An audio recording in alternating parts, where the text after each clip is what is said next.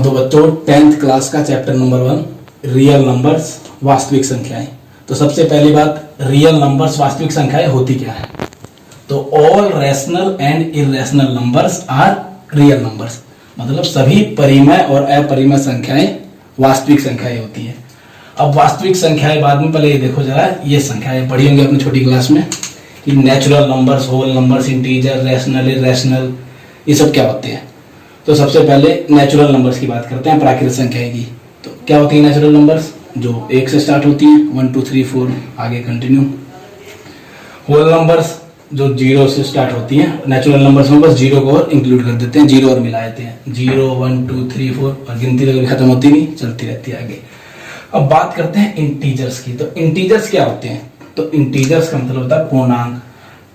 पूर्णांक का मतलब सभी अंक, इसमें सभी पॉजिटिव इंटीजर्स भी आते हैं, सभी नेगेटिव नंबर्स भी आते हैं और 0 भी आता है। तो ये कुल मिला के इंटीजर्स हो जाते हैं।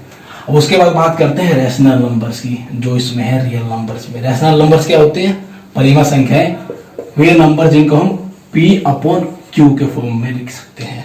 Numbers that can be written in the form of P/Q। जिन संख्याओं को हम P/Q के रूप में लिख सकते हैं उन्हें परिमेय संख्या कहते हैं। अब इसमें एक खास बात क्या होती है कि Q is not equal to 0। Q कभी 0 नहीं होता, नीचे वाला कभी 0 हो ही नहीं सकता। अच्छा, अब बात आती है अपरिमेय संख्या की, इररेशनल नंबर्स क्या होते हैं। तो देखो रैशनल नंबर सभी होती हैं, ये natural numbers, whole numbers, integer, सभी रैशनल नंबर्स होती हैं। हम ऐसे लिख दें 7/3, 7/3, ये भी नेचुरल नंबर है, सभी रैशनल नंबर्स हैं। अब बात करते हैं इररेशनल नंबर्स की। तो इररेशनल नंबर्स क्या होती हैं। तो इररेशनल नंबर्स वो होती हैं जिन संख्याओं को हम P/Q के रूप में, मतलब फ्रैक्शन के रूप में नहीं लिख सकते। फॉर एग्जांपल √2 को हम P/Q के रूप में नहीं लिख सकते। इसको डेसिमल के रूप में लिख सकते हैं, लेकिन इसकी डेसिमल वैल्यू भी नहीं निकाल सकते, पूरी टर्मिनेटिंग नहीं होती इसकी। अब डेसिमल वैल्यू निकालोगे तो डेसिमल के बाद बहुत सारे नंबर्स आ जाएंगे, √3 हो गया, √5, ये सभी इररेशनल नंबर्स में आती हैं। अब बात करते हैं, हमें जो पढ़ना है वो सबसे पहले यूक्लिड्स डिवीजन एल्गोरिथम। ये समझ आया, रैशनल और इररेशनल इन दोनों को मिलाकर ही हमारी रियल नंबर्स बनती हैं। ठीक, बात करते हैं यूक्लिड्स डिवीजन एल्गोरिथम। ये क्या है यूक्लिड विभाजन एल्गोरिथम। तो हमने पढ़ा होगा, जब हम भाग करते हैं तो जिसको भाग दिया जाता है, जिस नंबर को, उसको कहते हैं डिविडेंड, भाज्य। जिससे भाग दिया जाता है उसे डिविजर कहते हैं, और जो आंसर आता है हमारा उसे क्वोशिएंट, भागफल कहते हैं, और जो नीचे बचता है उसे रिमाइंडर कहते हैं। अब यूक्लिड डिवीजन एल्गोरिथम क्या है कि ये जो डिविडेंड होता है, डिविडेंड जो होता है आपका, वो किसके बराबर होता है। तो ये multiply into quotient, division multiply into quotient और प्लस रिमाइंडर, ये होता है। भाज्य जो होता है आपका, भाज्य वो भाजक गुणा भागफल जमा शेषफल होता है। यही हमारा यूक्लिड विभाजन एल्गोरिथम। तो ठीक है, इसको आपने लिखना चाहो लिख लो। अब हम करते हैं एक्सरसाइज 1.1।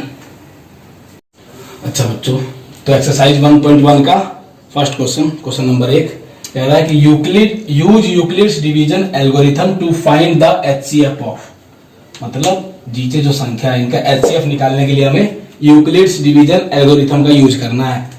निम्नलिखित संख्याओं का HCF ज्ञात करने के लिए यूक्लिड विभाजन एल्गोरिथम का प्रयोग कीजिए। तो HCF आप जानते हैं, निकालते हैं, बचपन से ही निकाला होगा आपने। HCF कैसे निकलता था, जो छोटी संख्या है उससे बड़ी संख्या को भाग दे दिया, डिवाइड करते थे बड़ी नंबर्स को छोटे नंबर से, और जब तक डिवाइड करते जाते थे जब तक कि रिमाइंडर 0 ना आ जाए। तो करेंगे यहाँ भी वही, बस यूक्लिड्स डिवीजन एल्गोरिथम का यूज करके। यूक्लिड्स डिवीजन एल्गोरिथम क्या होता है, पिछले इंट्रोडक्शन के वीडियो में आपने देखा होगा, उसमें सब क्लियर हो गया होगा। अच्छा चलिए कैसे निकालेंगे, तो वही पहले इसको डिवाइड करेंगे, 135 को 135 से डिवाइड करेंगे 225 को। लेकिन ये डिवीजन हमें दिखाना नहीं है क्वेश्चन में हमें, क्योंकि हमें तो यूक्लिड्स डिवीजन एल्गोरिथम का प्रयोग करना है। तो ये सिर्फ हम अपने लिए करेंगे, उसको डिवाइड करेंगे, 1 पर जाएगा, कितना बचेगा 0, 90 बच गया। अब ये एक स्टेप हो गया। अब हम लिखेंगे using, after using Euclid's division algorithm, वही यूक्लिड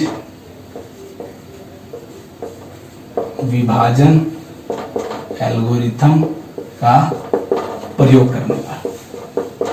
अब देखो, सबसे पहले हमने क्या किया, इन दोनों में लगाया यूक्लिड डिवीजन लेमा। तो कैसे लिखेंगे, यूक्लिड डिवीजन लेमा क्या कहता है कि जो ये बीच वाला जो ये डिविडेंड है ये बराबर होता है ये इंटू ये प्लस में रिमाइंडर। तो बस वही लिख देना हमें, 225 इज इक्वल टू क्या होगा 135 इंटू 1 प्लस 90। अब since remainder is not zero, शेषफल हमारा अभी जीरो नहीं आया तो हम इसको और कंटिन्यू करेंगे, यही करेंगे, यहां लिखेंगे। तो हम 90 से डिवाइड करते हैं किसको, 135 को, ऐसे ही निकालते हैं HCF। अब ये 2 पे जाएगा नहीं, 1 पे जाएगा 90, क्या बचा 5 और 3 में हो गया 4, 45 बचा। अभी भी रिमाइंडर जीरो नहीं आया तो और होगा आगे, तो पहले लिखते हैं इसको। तो अब हमने किसको किया डिवाइड 135, तो क्या आया 90 इंटू 1 प्लस 45। यहां लिख देना, बगल में आपको लिखना पड़ेगा यहां पर भी कि since remainder is not zero